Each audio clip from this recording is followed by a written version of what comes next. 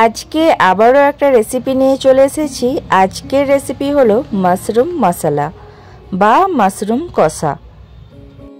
এই রেসিপিটা ভাত, রুটি, পরোটা সবের সাথেই খেতে খুবই ভালো লাগে। আজকে আমি যেভাবে মাশরুম মশলা বানিয়েছি এইভাবে বানালে মাছ মাংসর স্বাদকেও হার মানাবে। তো রেসিপিটা দেখতে থাকুন স্কিপ না করে, আশা করছি আপনাদের ভালো লাগবে। মাশরুম তো অনেক রকমেরই হয়, আজকে আমি বাটার মাশরুম নিয়েছি। তো মাশরুমগুলোকে ভালো করে ধুয়ে নিতে হবে। এখানে আমি 3 বার জল পাল্টে পাল্টে ধুয়ে নিয়েছি, কেননা অনেক মাটি লেগে থাকে। তো ঠিক এইভাবে করে আমি কেটে নেব, আর ওপরের যে পাতলা একটা ছিলকা থাকে সেটাও এইভাবে ছাড়িয়ে নেব। খুব ইজিলি উঠে যায় হাতে করেই। আর এটা যেহেতু একদিন ফ্রিজে ছিল তার জন্য ওই পাতলা চামড়াটা তুলে নিচ্ছি, কিন্তু টাটকা মাশরুম থাকলে এই চামড়াটা তোলা লাগবে না। তো ঠিক আমি এইভাবে করে দুভাগ করে নিচ্ছি। যদি মাশরুমগুলো বেশি বড় থাকে তাহলে এরকম 4 ভাগও করে নিতে পারেন। এবার আমি 2টো পেঁয়াজ নিয়েছি, মিডিয়াম সাইজের। পেঁয়াজগুলো খুব জিরি জিরি করে কেটে নিতে হবে।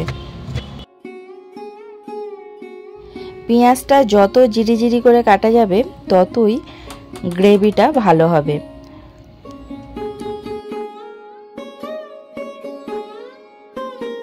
এখানে আমি কিছু কাঁচা লঙ্কা নিয়ে নিয়েছি, আর কাঁচা লঙ্কাগুলো আমি 2 রকমের নিয়েছি।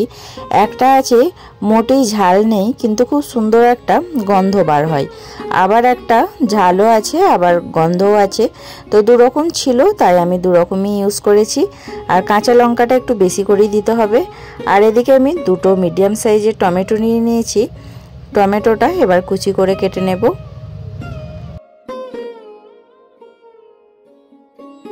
টমেটোগুলোকেও খুব সুন্দর করে ছোট ছোট করে পিস করে নিতে হবে, একেবারে জিরি জিরি করে। আর আপনারা চাইলে টমেটোর পেস্ট বানিয়েও দিতে পারেন, পেস্ট বানিয়ে দিলেও গ্রেভিটা খুব সুন্দর হয়। তো এখানে আমি কুচি করে কেটে নিচ্ছি, একটু বেশিক্ষণ ধরে কুক করে নিলেই হয়ে যাবে।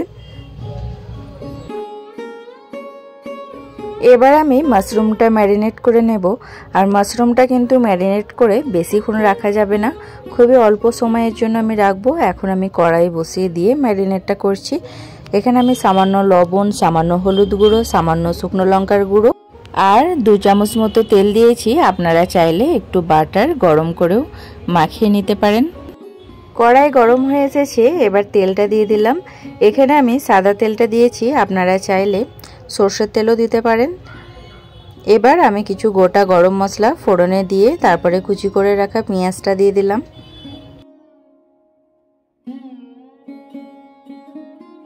পেঁয়াজটা দেওয়ার পর 1 মিনিট মতো একটু নাড়তে থাকবো।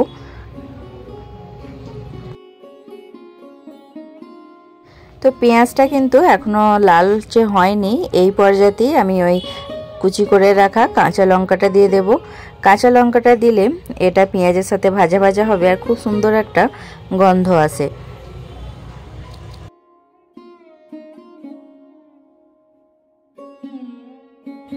পেঁয়াজটা খুব সুন্দর হয়ে এসেছে, এবার আমি ওই কুচি করে রাখা টমেটোটা দিয়ে দেব। টমেটোটা দেওয়ার পরেই আমি সামান্য লবণ দিয়ে দিয়েছিলাম, এতে করে টমেটোটা খুব সুন্দর সফট হয়। টমেটোটা নরম হয়ে এসেছে, এবার আমি দিয়ে দিলাম 1 চা চামচ আদা রসুন বাটা। আদা রসুন বাটাটা দেওয়ার পর কয়েক সেকেন্ড একটু ভালো করে মাখিয়ে নেব, ওই যতক্ষণ না কাঁচা গন্ধটা চলে যায়। এবার আমি এক এক করে সব মশলাগুলো দিয়ে দেব। প্রথমেই আমি দিয়ে দিলাম 1/2 চা চামচ হলুদ গুঁড়ো, 1/2 চা চামচ শুকনো লঙ্কার গুঁড়ো, এটা কাশ্মীরি রেড চিলি পাউডার হলেই বেশ ভালো হয়। এরপর আমি দিয়ে দিলাম জিরে গুঁড়ো, ধনে গুঁড়ো, সব 1/2 চা চামচ করে দিয়েছি। এরপর মশলাগুলো ভালো করে একটু মাখিয়ে নেব। মশলাটা ভালো করে কষানোর জন্য একটু জল দিয়ে দিয়েছি। এরপর আমি সামান্য একটু লবণও দিয়ে দিলাম। টমেটোটা দেওয়ার সময় আমি সামান্য একটু লবণ অ্যাড করেছিলাম, তো এখন একটু কম হয়েছিল, আর একটু অ্যাড করে দিলাম।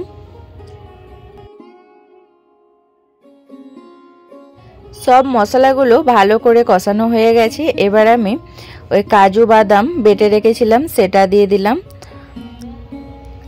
এখানে আমি 3 চামচ মতো দিয়েছি কাজু বাদাম বাটা।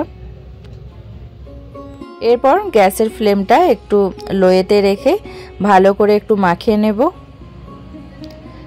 যতক্ষণ না কাঁচা গন্ধটা চলে যায় একটু ভালো করে কষিয়ে নিতে হবে। সব কিছু ভালোভাবে কষানো হয়ে গেছে। এবার আমি গ্রেভির জন্য একটু জল দিয়ে দিলাম। গ্রেভিটা এবার ঢাকা দিয়ে কিছুক্ষণ রেখে দেব যতক্ষণ না ফুটে আসছে। এবার দেখুন মাশরুমগুলোতে যে মশলা মাখিয়ে রেখেছিলাম কত সুন্দর মশলাগুলো ঢুকেছে। গ্রেভিটা খুব সুন্দর ফুটে এসেছে। এবার আগে থাকতে ম্যারিনেট করা মাশরুমগুলো দিয়ে দেব।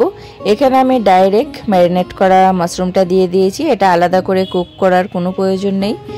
এইভাবে করে দিলে দারুণ টেস্ট হয়, একেবারে রেস্টুরেন্টের মতোই খেতে লাগে। এবার আমি ঢাকা দিয়ে 3 মিনিট মতো রেখে দেব। ঢাকনা খুলে দেখে নিচ্ছি, গ্রেভিটা দেখতেই পাচ্ছেন কতটা সুন্দর হয়েছে।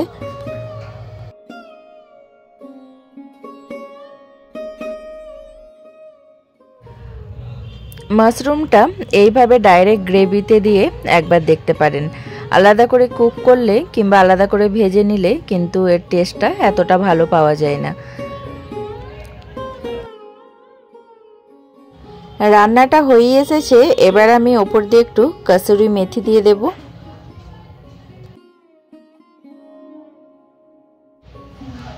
এরপর কুচি করে রাখা ধনেপাতা একটু ওপর দিয়ে ছড়িয়ে দেব। এবার সব শেষে 1 চামচ মতো বাটার আমি ওপরে দিয়ে দিলাম। শেষে একটু বাটার দিলে এর টেস্টটা কিন্তু দ্বিগুণ হয়ে যায় আর পুরোপুরি রেস্টুরেন্টের মতো খেতে লাগে। এবার আমি গ্যাসের ফ্লেম অফ করে কিছুক্ষণ ঢাকা দিয়ে রেখে দেব। এবার ঢাকনা খুলে সার্ভ করে আমি দেখাচ্ছি। তো দেখতেই পাচ্ছেন কতটা লোভনীয় হয়েছে। আপনারাও একবার এইভাবে মাশরুম মশলা বানিয়ে দেখতে পারেন। আশা করছি আপনাদের অনেক ভালো লাগবে। এটা দুর্দান্ত খেতে হয়, পয়সা খরচা করে আর রেস্টুরেন্টে যাওয়া লাগবে না। রেস্টুরেন্টের মতনই মাশরুম মশলা খুবই সহজে ঘরেতেই বানিয়ে নিতে পারবেন। আর দেখতেই পাচ্ছেন গ্রেভিটা কত সুন্দর হয়েছে, কতটা লোভনীয় হয়েছে দেখুন।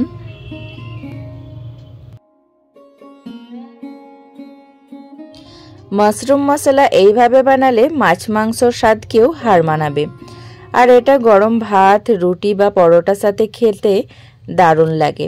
এখানে আমি 2টো রুটি আর 1 টুকরো পেঁয়াজ আর কিছু শসা কুচিয়ে নিয়েছি, তার সাথে মাশরুম মশলাটা সার্ভ করে নিচ্ছি। এটা কিন্তু গরম ভাতের সাথে খেতেও খুবই ভালো লাগে। গরম ভাতের সাথে এটা মাখিয়ে খেতে জাস্ট অসাধারণ লাগে। আজকে আমি রুটি বানিয়েছি, তাই রুটি দিয়ে সার্ভ করলাম।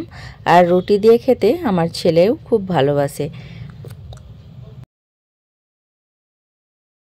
আপনারাও একবার ঘরে এইভাবে বানিয়ে দেখতে পারেন, দুর্দান্ত খেতে হয়। খুবই সহজেই বানিয়ে নিতে পারবেন এই রেসিপিটা।